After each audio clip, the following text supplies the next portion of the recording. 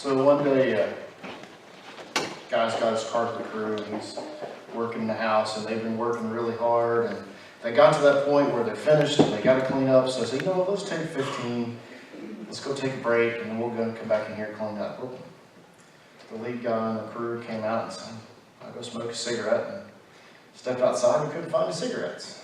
So he walks into the room. Right in the middle of the last room they were sitting in, there's a lump on the floor.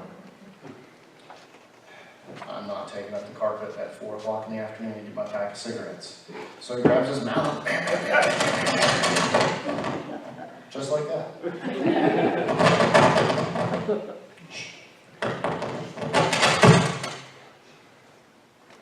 I never have luck with these things. That's why I never use one. But that's a different story. So anyways, he stands out with his guys, and they take a break, they come back in, and as he's about ready to leave, the homeowner comes up and says, hey, I found your cigarettes sitting out in the hall. Now, if you can only help me find my pet parakeet. Oops. My sermon today is all about those moments in life where we go, oops, and oh. Usually we say those words when something's happened, when we've made a mistake, like dropping the dinner on the floor and oops. Or when you realize there's something burning on the stove and you come in and go, oh, I forgot to turn the burner off before I set the pie pan on there. That's why the dinner's on fire.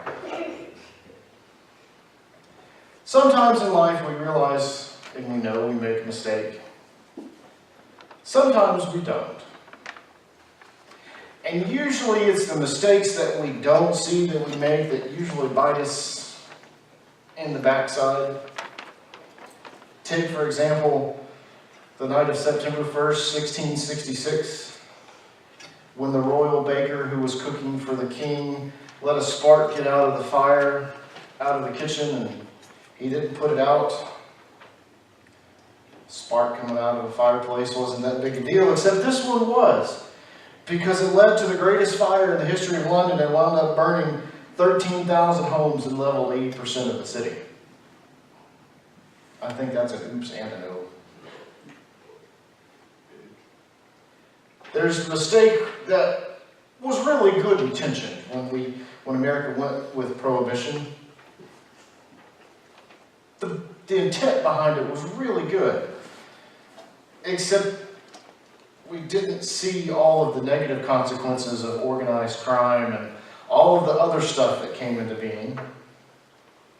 Or there's the oops and the oh moment when John Wayne filmed the movie The Conqueror in Utah. No one really realized that being downwind from a nuclear facility at that time was not good. And 91 of the 220 people who filmed the movie got cancer. Now, I'm not saying that that's the whole reason, but we learned a lot from safeguards and nuclear technology since then. A spark jumps out of an oven, but a baker fails to snuff it out, or a well-intentioned ban on alcohol, or a movie that's filmed in probably not the best location. Some small errors, some miscalculations that we often don't see that become major mistakes. But as I said before, secret problems can hurt us. They can quickly get out of control and lead to some really negative consequences. And these secret problems should drive us to our knees, should cause us to do some self-searching and self-examination to help us find those hidden faults. And the gospel lesson this morning is a perfect example of this. Jesus tells the parable of the Pharisee and the tax collector, and he's addressing it to people who feel self-righteous and regard others with contempt. Jesus says that 2 men go up to the temple to pray, one a Pharisee and one a tax collector. The natural assumption made by anyone hearing this story is that the Pharisee is the good and the devout person. After all, they are the religious people of the day. And the tax collector, well, he's he's a Louisville fan in the state of Kentucky. Especially during basketball season. We might win that one.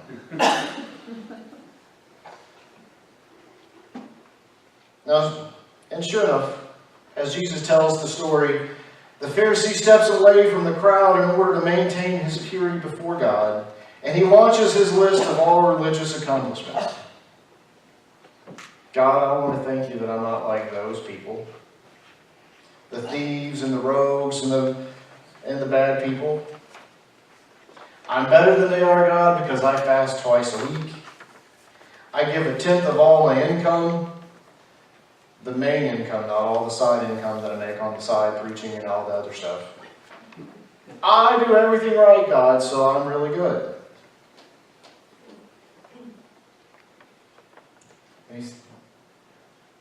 So he thinks he's way above average.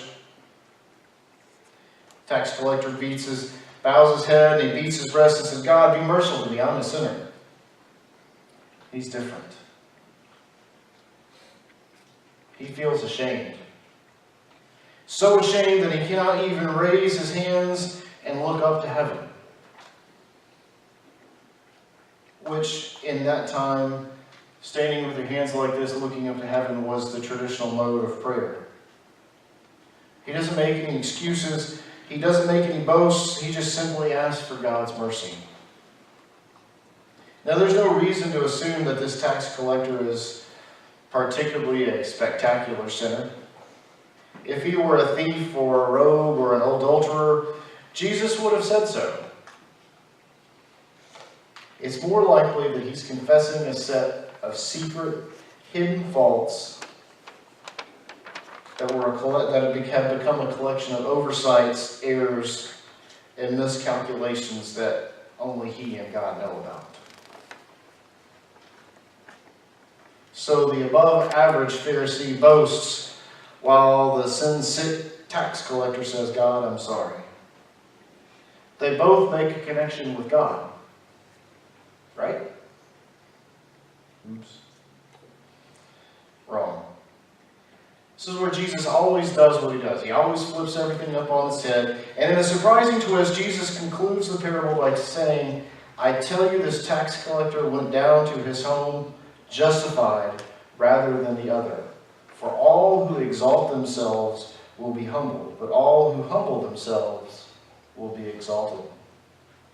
The tax collector restores his relationship with God by asking for forgiveness, while the Pharisee moves farther away from God by boasting of his righteousness. Now, this isn't what we expect to hear in a parable. We've been taught that good behavior draws you closer to God, while bad behavior drives you away. I can remember as a kid being in Sunday school and there being this big chart, and there was a little heart in the chart. And when you were sinful, the heart ran away from God. And when you were good, the heart ran towards God. Was I the only one that saw that in Sunday school? Yeah. I must have been the only other one that had colored water that they called Kool-Aid. That's a different story for a different sermon. But we've been taught that. Bad behavior drives you away from God. Good behavior drives you closer to God.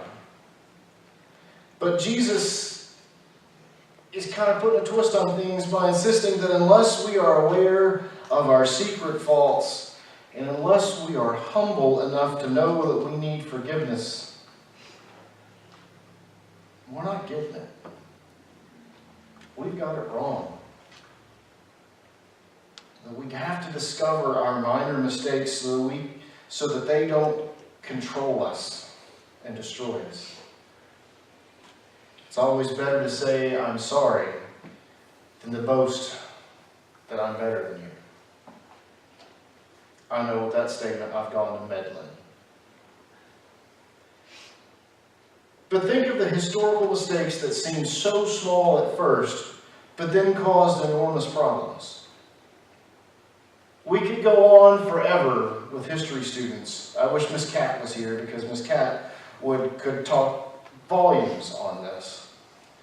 Prohibition may have seemed like a noble idea, And a spark from a baker's oven may not have seemed like a big deal, but they both turned out to be huge problems. In the same way, the Pharisees' fasting and tithing seemed noble at first, and it was. Those are good things to do. But his pride and his good behavior seemed to be a minor mistake, but together these factors created a disaster. Without humility, there was no way for him to be right with God. So, I think what we have to do is twist that statement where we talked about, good behavior leads you to God and bad behavior leads you away to God. We don't need to forget that. But I think what we need to do is put a twist on it and say that when we trust God, when we're humble before God, we get God. But when we trust only ourselves, we get only ourselves.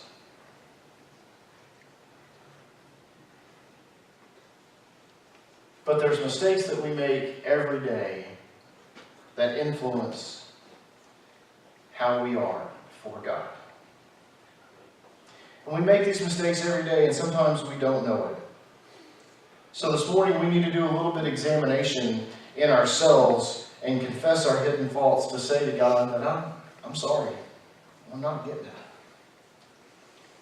The first mistake we make is that we fail to see the image of God in everyone around us. Working in the job that I work in, I'm going to be honest, I'm exposed to every stereotype imaginable. I understand why we have the stereotypes that we do. But you know what? I've learned several things. I've learned that, number one, no one knows what they're doing when it comes to plumbing, even plumbers. Actually, this week I had to tell a gentleman, no, you can't take water out of a fish tank, put it into a water heater, and then pump the fish tank water back into the water. Why? I said, because it's going to just be bad news and be polluted and dirty. You can't do it this way. Really? But no, what I've learned is, I understand where we get the stereotypes from. I really do. But what I've learned is that we are all created in the image of God. That when we can look past hairstyles and dress styles and manners of behavior, and if you can overlook that someone may be a Louisville fan, we're all made in the image of God.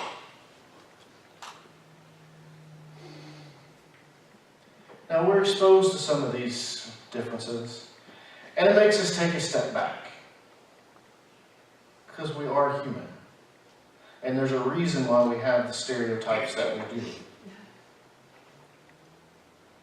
But just like the Pharisee who moved away from the crowd, not wanting to associate himself with unclean people, these differences that we see are mostly superficial, and they don't reflect the true nature of a person. The really deep truth about a crowd of people, regardless of where we are, is that they are children of God, created in the image and likeness of God. And so when we go out into the world, when we come to church even,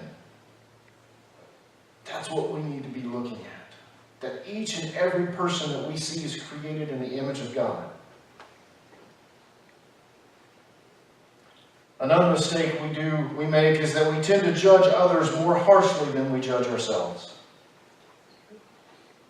Think of the many times that you've been in line at the grocery store or gone to Home Depot and gotten some guy who said, I can't say you're stupid, but you are. We've been in the grocery store line and somebody makes a mistake to us and boy, we're ready to throw the book at them. Why don't you pay better attention to what you're doing? We're quick to judge others, but when we make a mistake, hold on, I'm sorry, let me give you a chance to make it right. We go easy on ourselves, but we forget how hard it is sometimes for others We don't know what they're struggling with. We don't know what they're doing. And so we tend to judge others harder than we judge ourselves. And like the Pharisee in the parable, we see sin in everyone else, but not ourselves. And this leads others to see us as judgmental and hypocritical, which sometimes really isn't far from the truth.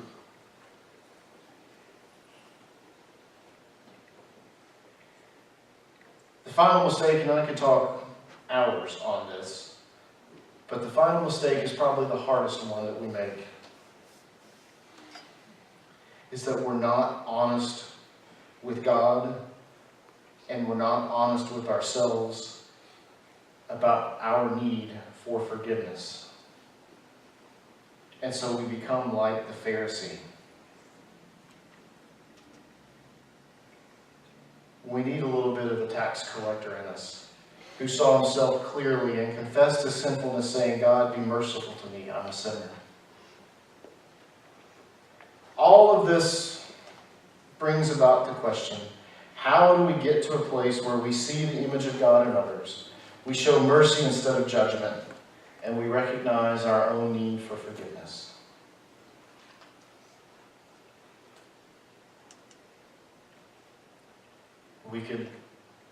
Dwight could teach many Sunday school lessons on this subject, and we could talk for hours. But the answer lies in the simple prayer that was prayed in the text. We should pray it regularly. How can we fail to see God and others around us when we started our day by praying? God, please show your mercy and grace to me today, because I realize I am needy and must rely on your help. If we pray and we humble ourselves every day, we'll be less critical of others, and we'll be able to look at ourselves honestly, and we'll be able to see others and look at them and show them more compassion.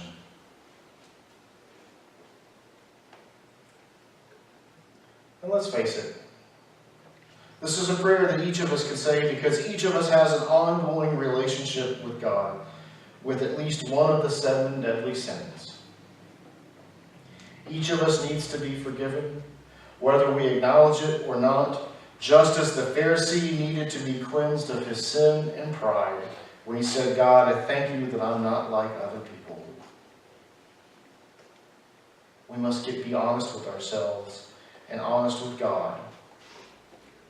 We cannot leave here today justified or restored to right relationship with God and one another unless we admit that we need to be forgiven.